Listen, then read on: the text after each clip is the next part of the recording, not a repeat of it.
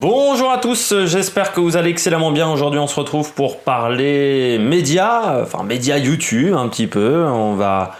Je vais donner mon avis en fait sur la cagnotte de Villebrequin et tout le projet qui en découle derrière.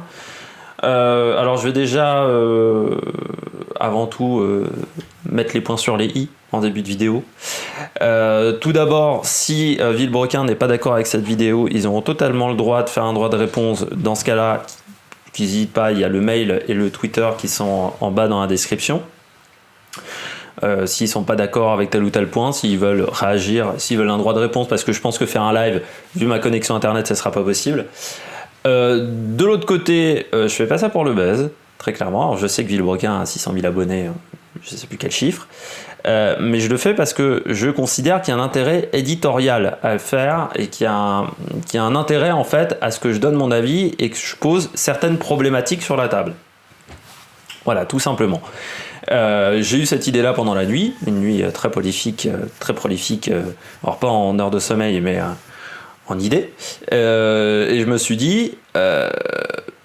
Enfin, j'ai réfléchi sur le côté, sur la décence du projet avec ce million d'euros et sur le fait que, est-ce que c'est pas trop aujourd'hui? Est-ce qu'on n'a pas atteint un stade où sur YouTube, dans notre domaine, on fait des projets juste pour de divertissement et on débloque 1 million d'euros juste pour un kiff entre deux potes, quoi, grosso modo. Et c'est là où je me dis qu'il y a peut-être des problèmes. Et pour le buzz, si j'avais voulu faire le buzz, je l'aurais fait au début de leur cagnotte. On le fait pas 3 semaines après.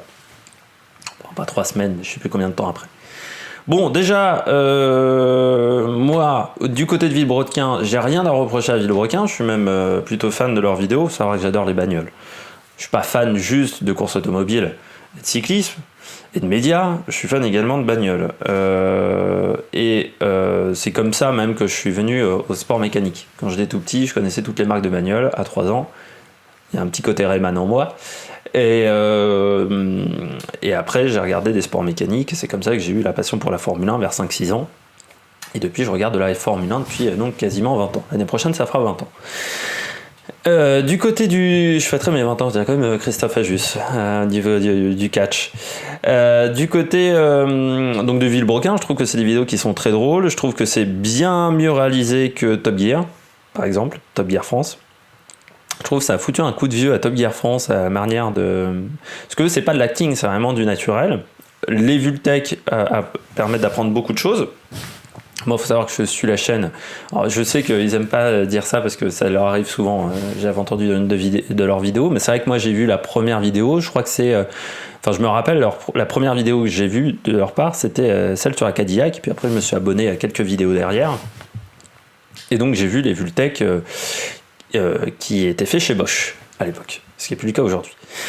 Mais après ce magnifique cirage de pompe de Villebrequin, on va attaquer dans le vif du sujet avec déjà le problème pour moi d'une cagnotte, c'est que je suis pas fan des cagnottes. Alors, je sais que certains trouvent ça super de faire des cagnottes à tout va, mais moi je supporte déjà pas les cagnottes sur Internet, parce que j'ai l'impression qu'aujourd'hui sur Internet, c'est un monde de cagnottes.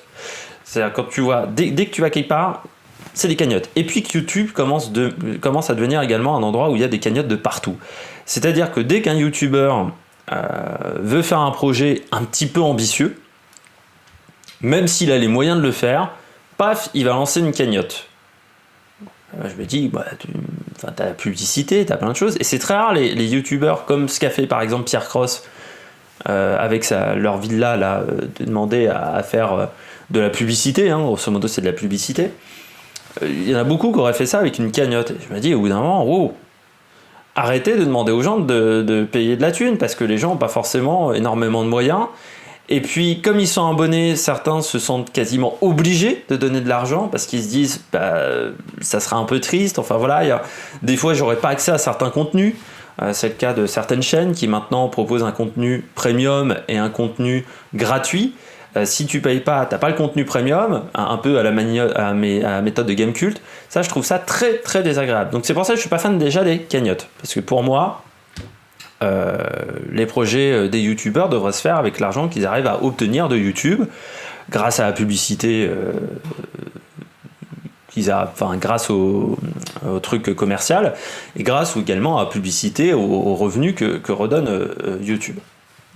revenus qui, certes, ne sont pas exceptionnels. Il faut attendre d'avoir beaucoup d'abonnés pour avoir des revenus importants. Et quand tu as moins de 1000 abonnés, ce qui est mon cas, tu ne peux même pas avoir accès à la monétisation.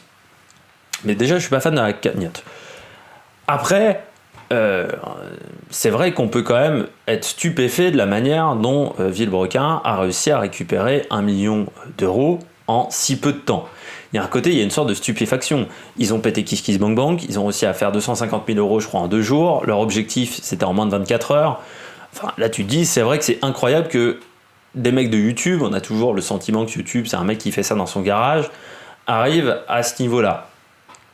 Malgré tout, c'est là où après, j'ai réfléchi cette nuit et je me suis dit, putain, mais vraiment la décence du projet, quoi. C'est-à-dire qu'il y a des gens qui ont mis 1 million d'euros pour, je vais schématiser très simplement, pour qu'il y ait 2 mecs qui s'amusent à transformer une bagnole juste pour faire du divertissement. C'est-à-dire qu'aujourd'hui en France, on arrive à débloquer 1 million d'euros pour ça, et on n'arrive pas à débloquer 1 million d'euros pour les restos quand ils veulent changer leur camion. Je trouve ça un petit peu dommageable. Et je me dis, est-ce que les mecs de Villebrequin auraient pas pu bloquer la cagnotte au bout d'un moment quand on arrivait à des sommes énormes? Je pense qu'ils n'ont pas besoin très clairement du million pour faire leur merguez party et leur projet automobile. Ils n'ont pas besoin de ça. Ils auraient dû à un moment arrêter la cagnotte, quoi. Parce que là, il y a une somme qui est énorme. C'est même plus décent, quoi. C'est un peu comme les footballeurs. C'est-à-dire que là, on arrive à des sommes. Quand on dépasse 200 000, 300 000 euros, on n'a même pas la capacité de s'imaginer ces sommes-là. Et c'est un peu comme dans le football, ça devient indécent. Et je me dis, on aurait quand même pu foutre 1 million d'euros sur le Resto du Cœur. Surtout que la situation avec la Covid-19, en plus, avec la Covid-19, c'est pas comme si les Restos du Cœur vont avoir du mal à faire leur spectacle cette année. Mais il y a d'autres associations. Il y a le Téléthon, ça va être compliqué aussi. Il y a 1 million d'euros, je sais pas, pour n'importe quelle chose. Là, je vais faire un petit peu mon instant Miss France.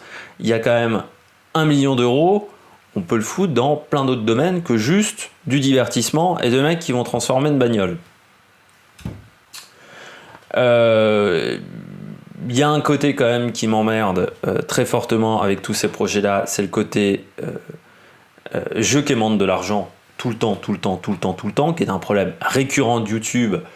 Donc encore une fois, de faire des cagnottes, le côté je quémande de l'argent, le côté aussi où je fais croire que je n'ai pas énormément de moyens.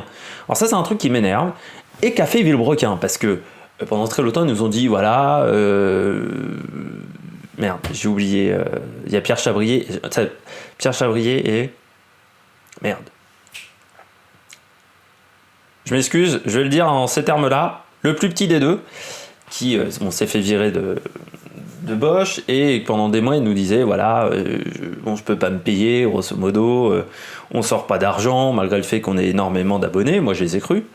Puis après j'ai réfléchi cette nuit, je me dis que quand même, un mec qui peut pas se payer beaucoup d'argent, il arrive quand même à assurer une BMW Z4. Le deuxième arrive quand même à rouler tous les jours en Discovery. Ils ont également moto pour tous les deux. Moi, je suis au chômage, j'ai pas la capacité de me payer tout ça. Hein. J'ai déjà eu du mal avec la caméra et le micro. Donc, on commande, ils arrivent à payer un monteur, et derrière, ils sont pas capables de faire un projet de ce type, de financer un projet de ce type, ou même de faire sponsoriser un projet de ce type. Parce que c'est pas comme s'ils avaient eu 15 vidéos sponsorisées par Cash Converter, qu'ils avaient eu des vidéos sponsorisées par NordVPN. Je sais même pas s'ils n'ont pas fait non plus une Rhino Shield. Je pense que juste mettre un logo sur la bagnole, ce qui aurait pas été gênant, Rhino Shield, ou derrière, je sais pas quel autre truc, ou faire des promos, comme ce que fait la maison, aujourd'hui la chaîne La Maison, qui fait des promos pour les poils Tefal et pour Rhino Shield, là sur leur vlog, ça aurait peut-être été pas con, et peut-être que ça aurait été moins gênant. Enfin, pour moi, ça aurait été moins gênant, parce que ce sont des grosses entreprises, donc si elles veulent dépenser 200 000 euros dans un budget communication, on dépense 200 000 euros dans un budget communication. C'est pas des particuliers qui dépensent de l'argent qui pourrait être destiné à autre chose, même si bien entendu le budget communication il pourrait être destiné à sauver des emplois ou à ce genre de choses, ou à produire en France du côté de Rhino Shield par exemple, du côté des coques. Ensuite, il y a un côté qui m'a aussi choqué, dans cette cagnotte et dans toute cette affaire Villebrequin, c'est le Gumball 3000. Le projet de base, c'était pas de faire une merguez party, c'était de faire le Gumball 3000, quand ils ont eu 1 million. Et là, je me dis, alors pour ceux qui connaissent pas le Gumball 3000, pour ceux qui n'ont jamais vu, moi j'ai connu ça en regardant un reportage de 66 minutes. Grosso modo, c'est des gosses de riches, enfin des riches, des gosses de riches, il n'y a pas que des... Pardon, des gosses de riches. Il y a des riches, voilà, qui décident de faire une course en bagnole, enfin une sorte de course, c'est pas non plus avec des bagnoles, customisées, alors customisées au niveau de la peinture, et c'est forcément des bagnoles de luxe, c'est-à-dire que vous avez des Lamborghini, c'est forcément des hypercars, et transformés. En hypercar, il y avait aussi il y avait un mec qui était en Audi RS6, et ce genre de choses. Et je me dis, déjà, premièrement, c'est quand même le temple du Jackie Tuning, et deuxièmement, je me pose vraiment la question de c'est quoi l'intérêt au niveau d'un passionné d'automobile de faire ça? Ça n'a pas d'intérêt. C'est juste balancer de l'argent par les fenêtres, c'est juste faire comme si on était riche alors que vous n'êtes pas riche, essayer d'intégrer un autre monde. Mais psychologiquement, je trouve ça bizarre d'avoir eu cette idée-là en premier. Et pas se dire que l'idée numéro 1, ça aurait été une réunion de vieilles bagnoles ou je sais pas quoi, ou faire essayer cette voiture à 20 personnes. Non, leur idée numéro 1, ça a été de faire le Gumball 3000. Je trouve ça très, très surprenant. Enfin, vraiment. Ah, et puis j'ai oublié du côté jeu qui demande de l'argent, c'est qu'en plus, j'ai quand même appris, grâce à leur première vidéo, ils ont été quand même en capacité de balancer 40 000 euros d'un coup comme ça pour acheter une épave. C'est-à-dire, sans attendre d'avoir l'argent du Kiss Kiss Bang Bang, Bang Bank, au lieu de Bang Bank, de Bang Bang, plutôt Bang Bank, mais ils ont eu la capacité de dépenser 40 000 balles. Moi je veux bien essayer, mais j'ai jamais eu la capacité de balancer 40 000 balles pour une épave. Hein. Donc il y a plusieurs choses comme ça qui m'ont un petit peu choqué, qui m'ont un petit peu interloqué. Encore une fois, ils ont le droit de répondre, ils ont le droit de m'envoyer un magnifique email, une assignation en justice pour diffamation. S'ils ont envie, mais je pense qu'ils perdront pour diffamation. Du côté du Gumball de 3000, donc voilà, ça j'en ai parlé. Je récapépète un petit peu sur mon plan, et voilà. La pression maintenant du résultat. On va finir sur un ton un petit peu plus léger. Ils vont avoir une pression du résultat désormais. Parce que les mecs ont mis 1 million d'euros. À partir du moment où tu dépasses, je dirais, 100 000 euros sur ta cagnotte, tu n'es plus maître de ton projet, mais absolument plus maître de ton projet. On s'en est un petit peu aperçu déjà pour la première vidéo, où il y a des gens qui étaient déjà pas très contents dans les commentaires, qui étaient un petit peu mécontents dans les commentaires. J'ai vu ça, il fallait descendre très très bas dans les commentaires. Mais il y a un peu une pression alors il n'y en avait pas 150, hein, il y en avait 2, 3, 4, voilà. Ne faites pas dire ce que j'ai pas dit non plus. Mais il va y avoir une pression du résultat, parce que si la voiture ne convient pas aux viewers, si le projet de Merguez Party est mal organisé et que ça ne convient pas aux viewers non plus, si les viewers ne peuvent pas accéder facilement à cette voiture, ce qui est un petit peu l'objectif, s'il y a des problèmes techniques qui font que le projet ne peut pas se réaliser au final, eh ben les gens seront très déçus et il risque d'y avoir un contre-coup énorme pour Villebrequin. Je me dis que c'est un petit peu dommageable quand même, alors qu'avec un sponsor, tu as moins ces contraintes-là. Et puis, il y aura une déception, bien entendu, sur le rendu final, et ça pourrait être vraiment très mauvais pour leur chaîne, au final. On pourrait les considérer comme des arnaqueurs, alors que c'est pas le cas. Je pense qu'ils sont très francs dans ce qu'ils veulent faire. Peut-être même assez rare sur YouTube d'avoir des mecs très francs sur ce qu'ils veulent faire, ce qu'ils veulent obtenir comme objectif. Et puis,